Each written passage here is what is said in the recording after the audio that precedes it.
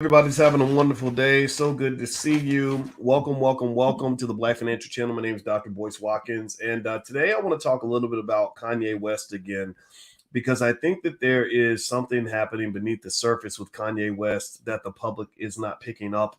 It has to do with the finances. And I'm going to explain to you, because you guys know my PhD is in finance and I like talking about money. I'm going to explain to you the financial reasons why canceling Kanye West is damn near impossible. So get comfortable, buckle up your seatbelt. We're going to get started on the Black Financial Channel right now.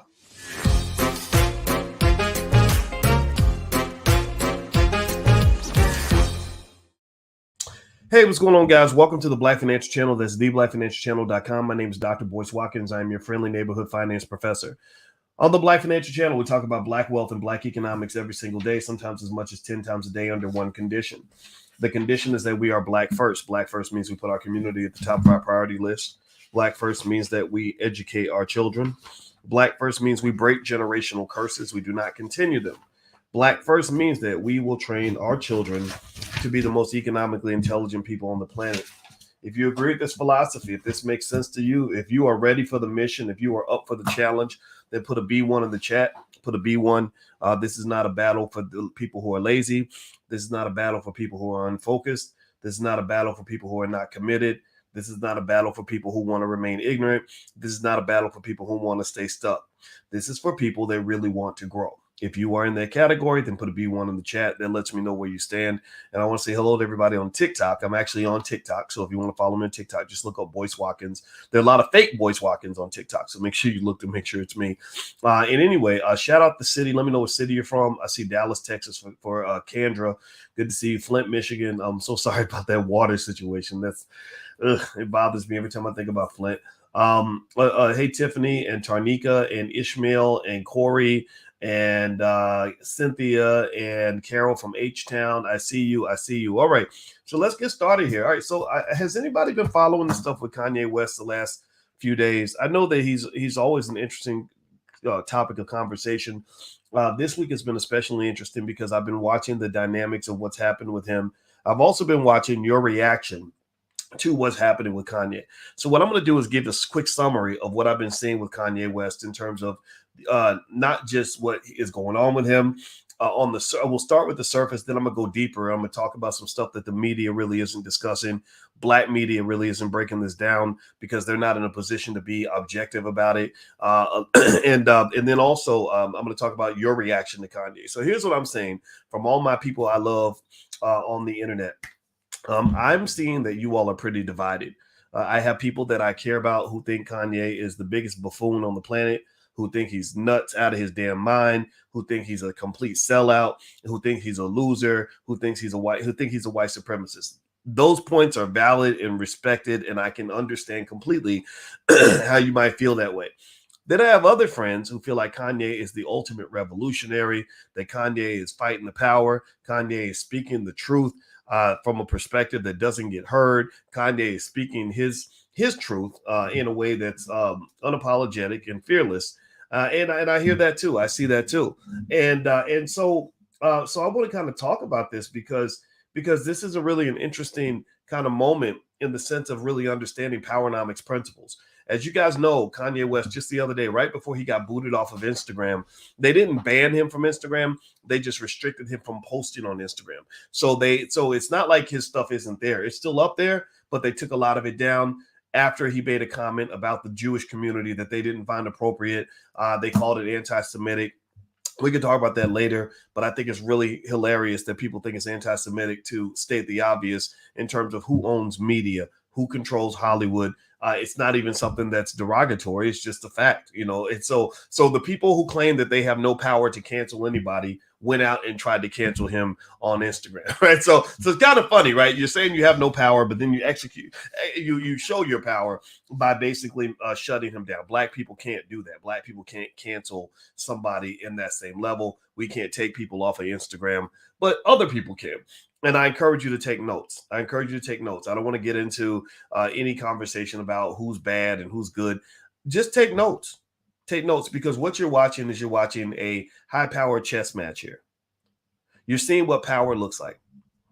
That's what you're seeing. What you're seeing. You're seeing The people who oppose Kanye making power moves, you're seeing Kanye himself making power moves.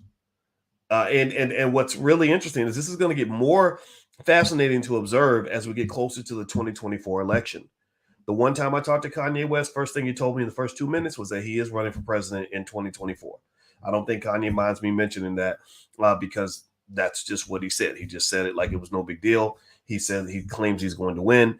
I don't know if he's going to win or not. I don't care. And I told you, I don't really do Democrat Republican stuff. So if you're looking for me to give you a liberal or conservative bias, I'm going to confuse you because I'm not a liberal and I'm not a conservative. I'm just a black man who cares about my community. I don't vote Republican. I don't vote Democrat. I vote for black people. And in my view, the best way to vote for black people is to vote for our economic power. If you have economic power, then you can do what you want to do. Now, do me a favor, thumbs up, thumbs up, thumbs up, share, subscribe. If you haven't done it yet, please do that. Subscribe to the channel because we're trying to get our own power. We reach over 1 million black people a week on our own independently, no corporate sponsorship. This is not Black Liberation brought to you by McDonald's. This was not sponsored by Walmart. This is sponsored by the hardworking black people in our community who want to have an independent voice, and that's what I'm trying to be in this particular space. All right. So here's what's interesting. When I see Kanye West speaking his truth, you can say that he's right. You can say he's wrong. You can say he's good. You can say he's bad. It's all your right to do that.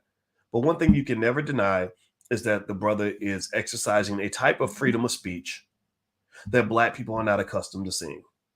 He is literally going out into the world and telling all his haters to kiss his whole entire black ass. He's literally speaking his own unconditional truth. And what I like about it, here's what I like about it, right? I told you guys, if you listen to my podcast with my wife is a therapist, and she's expressed some concerns about Kanye from a mental health standpoint. I have those concerns, right? We talk about these things. It's nuanced. It's not black or white. But at the same time, I want y'all to understand what you're watching. What you're watching is you're watching freedom of speech. You're seeing what freedom of speech really looks like. Kanye is exercising his freedom of speech. And the reason it seems so foreign to some of us, I think, is because we're not used to having that kind of freedom in this world where your purse strings are controlled by your oppressor. You're just not. You're not used to it. You're not. Seriously, think about this. I want you to really process this for a minute. Give me a yes in the chat if you're following along with what I'm saying here. Give me a yes in the chat. Let me know if you're getting this. I want you to imagine this. Imagine how your conversation with your boss might be different if you had $10 million in the bank. Would you walk different, talk different, speak different to your superiors at your job if you knew you had $10 million in the bank and you didn't need that job anymore? Would you, or would it be the same? Would you still be saying, yes, boss, yes, sir, no, sir, asking for permission to go to the bathroom? Right? Ask him if you can have a day off to spend with your kids. Like, got to ask permission to go spend time with your own children. How many of you would still do that if you had $10 million in the bank? You wouldn't. And here's the thing. Kanye's been rapping about this for many years. Remember? La, la, la, la, wait till I get my money right. Everybody remember that? Ain't nobody gonna tell me nothing. Remember that? So Kanye's been on the Powernomics agenda for many years. He just recently mentioned Dr. Claude Anderson. He was just recently exposed to Powernomics principles. But Kanye's understood this for a very long time, that in America, you don't get freedom of speech if you don't have independent wealth. So this is not, when I talk to y'all about wealth, I'm not talking about 401ks and IRAs and all that. That's easy. I've been teaching that to college students for 30 years. That's easy. What I'm really trying to get you to understand is not the what, and not just the how, but the why. The why is what gives you your fire. The why is what gets you hopping out of bed in the morning, busting your butt to achieve your goals. The why is what gives you your fire. Why do you want to be economically free? Why do you want to have independent wealth? Why do you want to pass generational wealth to your children? Because you want your kids to be able to go through the world without having to constantly keep their head on a swivel and constantly have to feel like they are going to get shut down and canceled anytime they speak their honest to God truth. I'll give you an example. If you go to my Instagram, you'll see I put up a clip of a black politician who seems like a very nice guy. His name's Raphael Warnock. Has anybody heard of Raphael Warnock out of Georgia? Give me a yes in the chat if you know who Raphael Warnock is. So Raphael Warnock is a guy who is a senator out of Georgia. He seems like a very nice guy. He seems like a very smart guy, and he's very successful because he's gotten elected and all these other things. Well, Raphael Warnock is walking, and he's speaking to a white lady, and she's like, "Oh, I went to such and such high school." He's like, "Oh, that's wonderful. I wish you the very best." He's being very nice to the white lady, very conversational, whatever. So then a black guy comes up to Raphael, the black politician. So a black man walks up to the black politician, and black man to black man, he says, "Hey, Senator Warnock, how are you today?" He says, "Oh, I'm fine. How are you?" Right? And then the black guy says, he throws a trick question up. He says, "Senator Warnock, what is your position on reparations for African Americans?" Oh, well, then suddenly the whole tone of the conversation changes. "Oh, well, I gotta go. Well, wait." And he's like, "So wait, but Senator Warnock, you were talking to the white lady for a long time, and you can't talk to me about reparations for your own people?" "Well, I gotta go." And this is it's an easy trick, right? It's an easy trick that highlights a hypocrisy. It highlights what a lack of freedom of speech looks like when you don't have economic independence.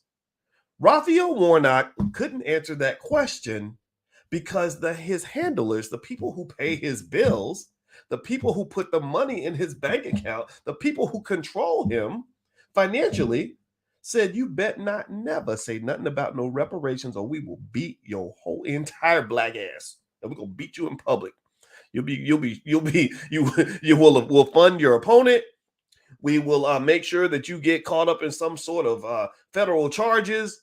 We will ruin your reputation, expose your girlfriend, boyfriend, or any other special friends you got going on behind the scenes. We gonna get you." So Raphael Warnock did what anybody would probably do in that situation when somebody gave you $250 million to let you run for Senate. He shut the hell up. He shut his mouth. When the situation called for him to stand up, he sat right back down like a good boy, like he's supposed to do. The same trick was played on Barack Obama, where Julianne Malveaux, a PhD educated economist from MIT, look Julianne Malveaux up. Julianne Malveaux asked President Obama about reparations 8 years ago. Obama freaked out. Cut the camera off. This interview's over. What the hell? Went crazy. According to Julianne, this is Julianne's side of the story. She's a smart lady, I believe her. She's the president of a college, or a dean or something now. She used to be president of a college down south, HBCU. I should know the name. I can't remember. If you say it in the chat, I'll mention. I apologize for not remembering. So my point is to say that what you're looking at with Kanye West, whether you like him or not, I'm not saying that you got to like this guy. There's a lot to not like. I totally get it. But this is what freedom of speech looks like. It's like him just saying what he wants to say and not worrying about what people think. And there's been every effort to cancel him, get rid of him, shut him down. They're shutting down his social media. And let me tell you why. It's the economics that keeps it nearly impossible to shut Kanye West down. It's almost impossible. I'm going to explain exactly why. I'm going to break down Kanye's major deals with Adidas and The Gap to explain to you why they are afraid of this man. They are scared to death of what the world would look like if they had to shut him down. And it really comes down to the idea that this addiction, this financial addiction, is kind of flipped on its head. You're used to black people being the financial addicts who end up bowing to other people, when actually it's other people who are the financial addicts that are bowing to Kanye. So I'm gonna explain that to you in a second. Before I do that, I want to remind everybody, don't forget the All Black National Convention happens October 28th through the 30th in Charlotte, North Carolina. That is our gathering every year of all the B1 people around the world.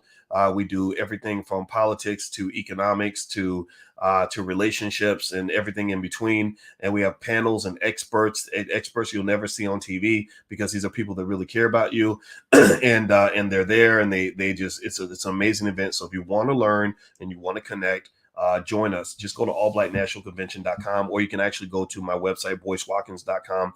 At boycewatkins.com, I put links there for the physical and the virtual tickets to the convention.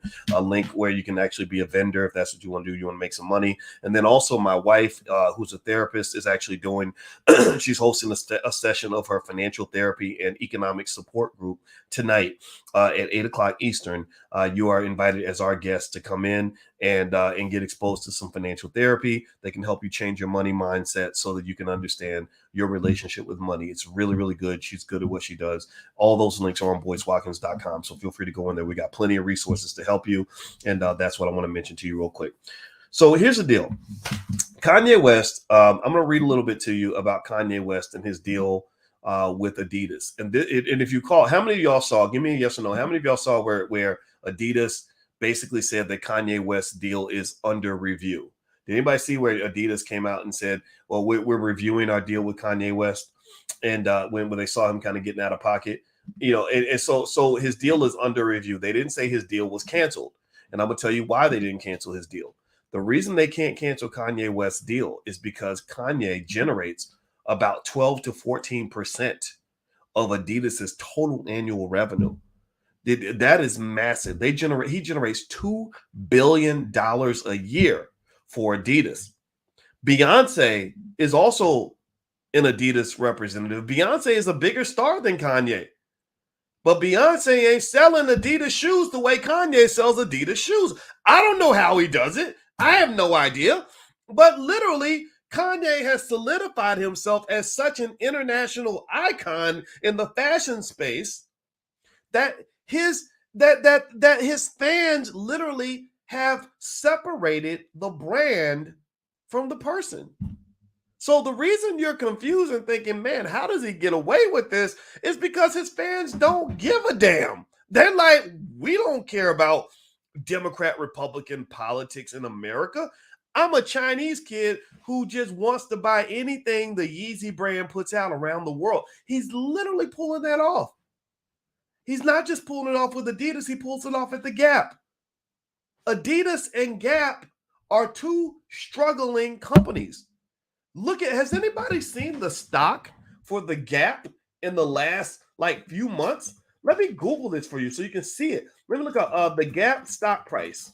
I'm going to Google search the Gap stock price, and I'm going to show y'all a chart. If you're on TikTok, you won't be able to see it. Just imagine like a bloody chart with a lot of red from a company that's getting its ass kicked and losing all kinds of money. So let me show y'all this. I'm gonna share my screen right quick so y'all can look at this with me. I need to sink this into your head. This is money talking. Money, Kanye talks a lot, but his money talks more than he does. Look at the Gap stock. The shareholders are livid. The shareholders are pissed. Look at the 5-year chart on this stock. 5 years. You've been an investor in the Gap for the last 5 years, and your investment has lost 64% of its value. The stock was trading at $35 a share. Now it's trading at $9. Where do you think the stock's going to go if the Gap gets rid of one of, if not the largest source of its annual revenue? The total revenue of the Gap for the last quarter was what, $3.86 billion? I'm gonna bet you that at least a fourth of that is from Kanye West. I mean, this man has figured out how to print his own money. And I'm not saying this is good. I don't care. Some of y'all think it's wonderful. Some of y'all think it's terrible. I'm not here to talk about that. I'm not trying to. You can have your feelings on it. You have a right to have whatever feelings you want, but you can't have your own facts. I mean, your feelings are yours, but your facts belong to the universe. So the fact is that you can't deny that this brother knows how to make his own money. That's how Kanye gets away with getting on the internet, pissing off everybody, calling out everybody, showing up to the Paris fashion show, whatever that other crap was that he was doing in Europe, and basically saying, Bernard Arnault is not the boss. I'm the boss. Bernard Arnault is worth over $100 billion. He owns Louis Vuitton and all these other brands that they get rappers to promote for them so they can make money and you can lose money. But that's how Bernard Arnault makes his money. He owns all the Gucci. I don't know if it's Gucci or Louis or it's stuff like that. He owns a lot of that high level crap that I would never buy. So Kanye is, he's exercising true freedom of speech. In America, true freedom of speech doesn't typically come if you don't have any money. So if you are expecting your children to have any form of freedom whatsoever in this country, and you don't send them out into the world with some sort of economic and intellectual and spiritual inheritance, then you're not breeding a free, independent black person. You're breeding a slave.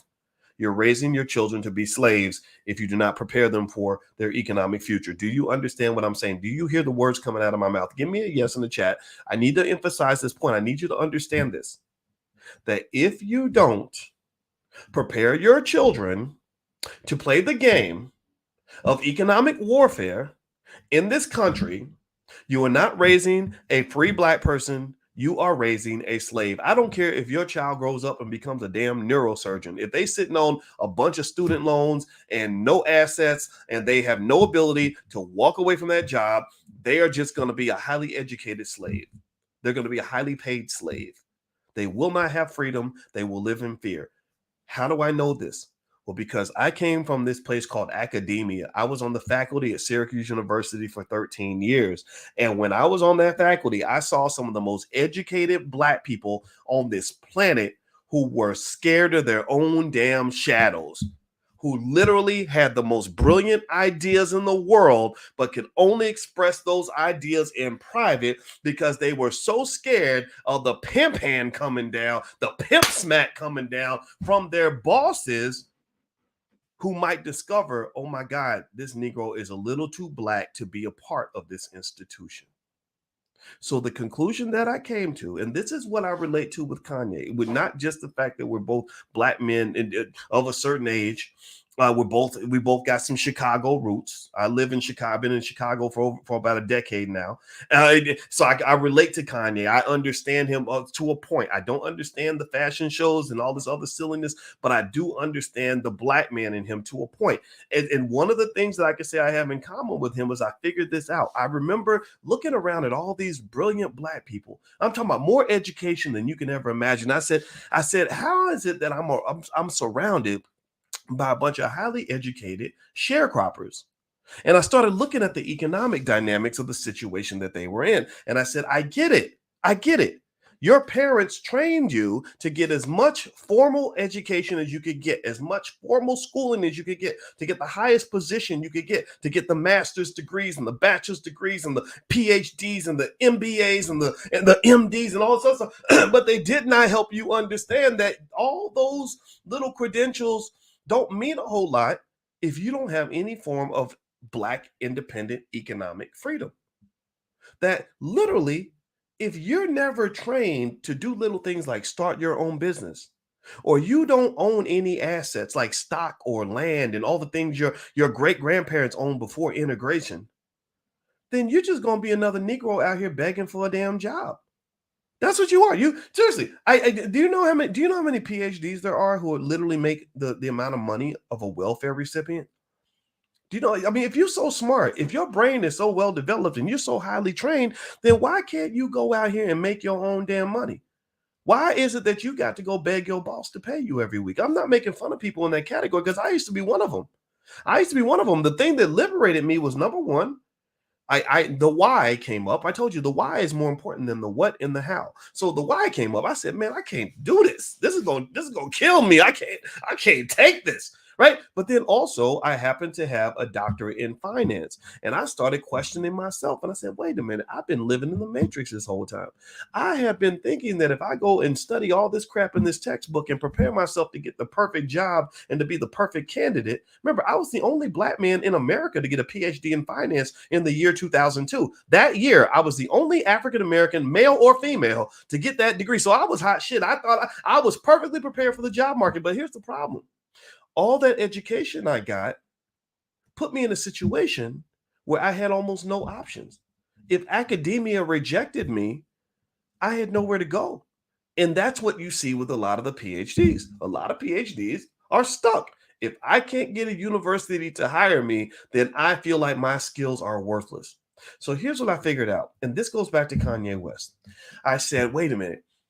I could do what everybody else is doing, which is to keep my mouth shut until I get tenure. Tenure is like, it's kind of like welfare for smart people. It's where you get a lifetime job and you have this so-called job security and all. I said, I could do that, But that I don't know if that strategy is going to work because pleasing the white man has never really worked out well for me. Usually he gets mad at me for whatever reason. It goes all the way back to elementary school. I would get put in detention and didn't even know what I did wrong. I just being myself. It was school was like a penitentiary for me, to be honest with you. But as I said, or I could go out here and use this brain I got, this brain God gave me, this beautiful black brain I have, and figure out how to go make $1 million or $500,000 or at least enough money that I could tell all these people to kiss my whole entire black ass and know that I'm gonna still get to eat that night. Do you understand? I mean, do you understand? That's the reason. That's the reason why I'm 99%, I say 90% of all black people have no freedom of speech, is because they declare economic warfare on you from the time you're born. They position you to be an economic commodity for the benefit of other people. They've been doing this since slavery. They do it to this day. You just don't think it's slavery because it's not as bad or because you're actually getting paid. A slave can actually still be paid. Being a slave does not require you to be working for free. You could be getting paid and still be a slave. So that's why you have NFL players who are making millions of dollars, but they still feel like slaves because they can't go out and say what they want to say and do what they want to do because they're going to get punished for that. I'm not making fun of them. We all have to make trade-offs. We all have to pick our battles. But sometimes there's a battle that you really do want to pick. Sometimes there's a battle where you're like, this really does matter. This is really important. Black lives really do matter. This is really something I really want to stand up on. And the problem is that if you are not economically ready for the battle, then you're gonna have to sit out the fight. You showed up to the football game with no pads, no equipment. You don't know what a football looks like. You don't have a game plan. How are you gonna play in the game when you didn't train for the game? So if you want to get on the field and play the real game of freedom of speech, the real game of global economic warfare, all these games, you have to be trained and you have to have your equipment and you got to have your teammates. If you ain't got those things, then it's going to be very hard for you to win. So think about these things as you process who you are, what all this means, what you're observing. And what I will say with Kanye, again, I'm not telling you to like everything he's doing. I don't like everything he's doing. And I'm not telling you that you can't think. You could call him the biggest buffoon if you want. That's okay. That's okay. I just ask any of my friends who think he's a sellout because he's a Republican. I ask them, well, I need you to go back and also defend the behavior of your boss, Joe Biden, and what he's done to black people over the last 30 years. He done incarcerated more black people than Adolf Hitler ever could, and yet you somehow are looking up to this man. I can't go there with you. I'm not going there with you. So, but at the same time, we know the Republican Party has a lot of issues as well. So I'm not telling you what to think about any of that. I'm here to get you to think about two things: blackness, or actually three things: blackness, economics, and freedom of speech. That's it. I want you to think about those three things when you watch this. Blackness, what does it mean for you to be black? Economics, are you economically prepared for the battle? And freedom of speech. If you do not have your economics right, then you do not get freedom of speech in this country. That is not a right that is granted to everyone. It is a right that is granted to people who can pay their own bills. The reason Kanye has this freedom of speech that he's expressing right now is because this brother can pay his own bills. That's just it. Adidas can't get rid of him. If Adidas gets rid of him, that's why Adidas is like, well, you're a Negro and you're out of line, and we're used to punishing our Negroes, but damn, we can't punish this one because we'll lose $2 billion a year. Oh, well, his contract's under review. I bet you ain't gonna let him go because I bet you Nike will sign him. I bet your opponents will. I bet your competitors will sign him. Same thing with the Gap. Well, this Negro, he should be punished. Blah, blah. Yeah, but guess what your shareholders are gonna do to you? You're gonna lose your damn job. And this is interesting, right? And this is funny. I remember Kanye mentioning this. He talked about the people at the Gap, and he said, "How can you tell me something about how to make money when you need your job in order to make money," or something like that? I can't take instructions from somebody who has a job. Now, I don't agree with that. I think that's a little bit much, but think about this. The reason this is a finance lesson, I'm putting on my finance professor hat for a minute. I need y'all to hear this. Corporations are owned and controlled by the shareholders. The CEO and the CFO and the vice president and the president, all these people, they work for the shareholders. So they're basically high paid employees. They have a job. So if you go in as the CEO and decide that you want to go punish Kanye by getting rid of him and kicking him out of the brand, and your stock price plummets from $9.80 a share to $6.60 a share, then you're going to lose your job too. it will be mutually agreed upon destruction, or mutually, I forgot what the word is, but mutually mutual destruction.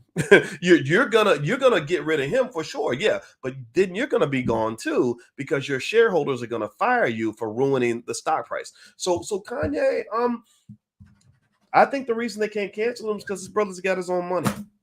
So if you ever want to be in a position where you can't be canceled, learn how to make your own money. If you want your children to be in a position where they can't be canceled, teach them how to make their own money. If you learn how to make your own money, then it's very, very hard for people to get rid of you. When I was in academia and I got tired of people telling me that if you keep speaking out on certain issues, you won't get a job anywhere.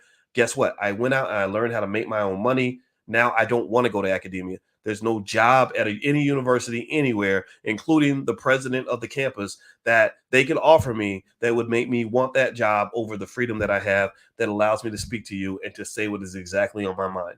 So remember this: your economics is deeply connected to your freedom. If you don't understand that, then you're always going to be very, very confused, because they tricked you into believing that you could be broke and powerful at the same time. They tricked you into believing that you could be broke and free at the same time. They fooled you into believing that you could give away all your money and not also be simultaneously giving away all your power. They convinced you to believe that that by giving all your money away to white folks, you still gonna be free, and the black lives are still gonna matter, and they still gonna care about you.